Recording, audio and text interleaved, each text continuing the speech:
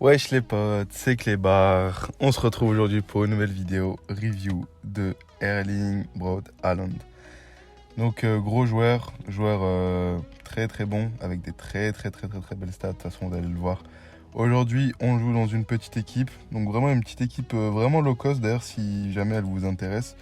Elle est pas mal in-game, hein. Vous avez des joueurs avec des très bonnes stats, elle doit coûter à tout casser avec Haaland, grand maximum je pense 110K. Grand maximum, c'est vraiment Haaland qui occupe la place niveau crédit. Donc c'est un mix Bundes, Liganos, plutôt sympathique. Vous avez vraiment des bons joueurs. Puis Malen, vraiment très bon joueur aussi. Donc là, on va voir directement ses stats in-game. On peut voir qu'en vitesse, c'est bon. Dommage que l'accélération et la vitesse ne soient pas inversées, mais bon, il reste quand même rapide in-game. En tir, c'est énorme, et vous allez le voir, ça se ressent beaucoup. En passe, c'est naze, je vous le dis direct, j'ai fait 0 passe avec. En dribble, c'est correct. C'est pas exceptionnel, mais c'est correct. Et en physique, c'est énorme. Voilà, il a beaucoup de force, pas mal d'endurance, beaucoup d'agressivité. Donc vous allez voir sur les gameplays que ça se ressent vraiment. On va parler directement de son prix. Haaland. À l'heure où je vous parle, Haaland sur PS4, c'est 49 000 crédits. Et sur Xbox, c'est 59 000 crédits, ce qui est assez bizarre d'ailleurs. Parce que c'est vraiment rare qu'un joueur soit plus cher sur PS4. Donc ce que je vous disais tout à l'heure, c'est même moins, en fait l'équipe elle doit coûter franchement peut-être 60 000, 60 000 ou 70 000 et franchement je vous jure que ça fait largement le taf. Donc c'est un joueur qui est accessible. Est-ce qu'il vaut ses crédits? Pour moi oui, pour 50 000 crédits je trouve que c'est quand même vraiment bon. Voilà, ça reste un joueur qui est quand même très accessible. Je vais vous parler directement de ses points forts. C'est vraiment un attaquant tank, c'est-à-dire que vraiment il a une frappe exceptionnelle, une force exceptionnelle et une agressivité exceptionnelle. Pour moi, c'est ça vraiment qui le rend fort. Genre, je sais pas comment vous expliquer, mais il a un...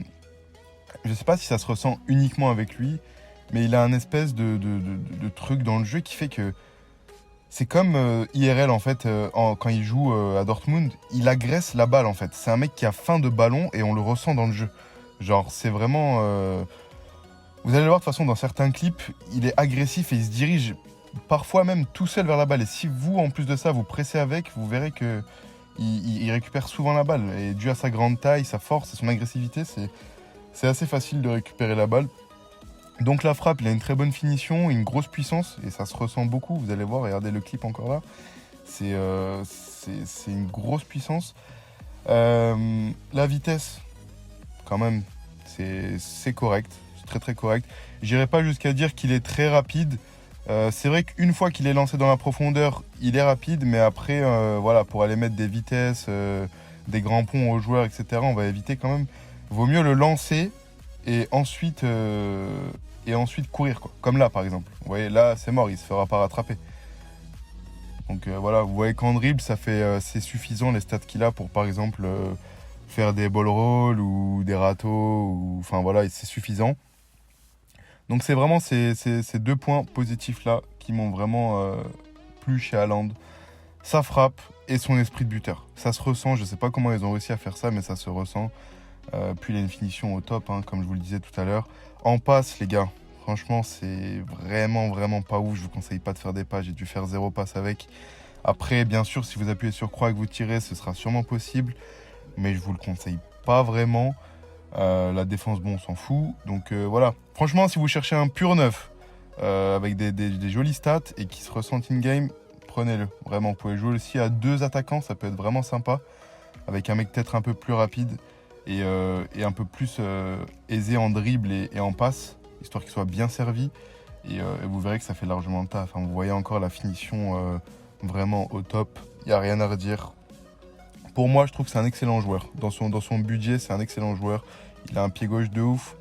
Après, son pied droit, je ne l'ai pas vraiment testé, mais vu qu'il a une grosse puissance, comme vous pouvez le voir encore à l'écran, de temps en temps, on a l'impression qu'il a les 4 mauvais pieds. Alors que c'est pas le cas, et de temps en temps, vous pouvez tirer pied droit, et avec un peu de réussite, il enverra une grosse frappe pied droit qui rentrera.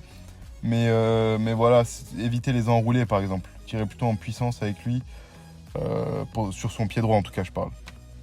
De la tête c'est correct, j'ai marqué je crois 2 buts avec. Donc c'est bien, positionnement il est toujours bien placé comme vous pouvez le voir.